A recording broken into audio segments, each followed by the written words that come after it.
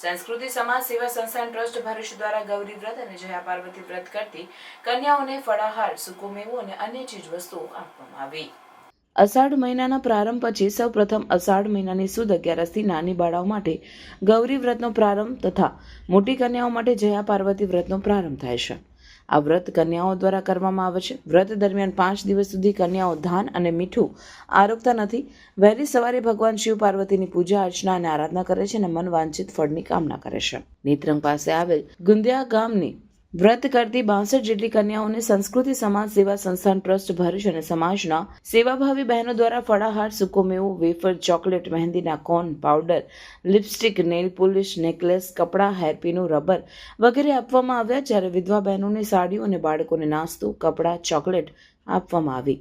તેમજ જે બહેનોના લગ્ન થવાના હતા તેવી દીકરીઓને ચોલી, સાડીઓ, સેટ તથા મેકઅપ કીટ આપવામાં આવી.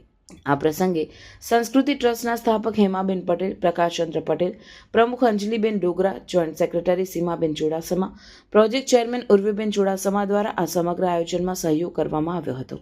સાથે સંસ્થાની બહેનો અને ગુંદિયા ગામના સરપંચ રણજીતસિંહ, ગણપતસિંહ વસાવા, રાજેશભાઈ વસાવા હાજર રહી કન્યાઓનો બધી ચીજવસ્તુઓ આપી ઉત્સાહ વધાર્યો હતો અને સૌ દાનદાતાઓનો આભાર માન્યો હતો. આ કામની વ્યવસ્થા માટે ગુંદિયા સ્કૂલના પ્રિન્સિપલ ગજેન્દ્રસિંહ રાણા સાહેબે સહયોગ કર્યો હતો.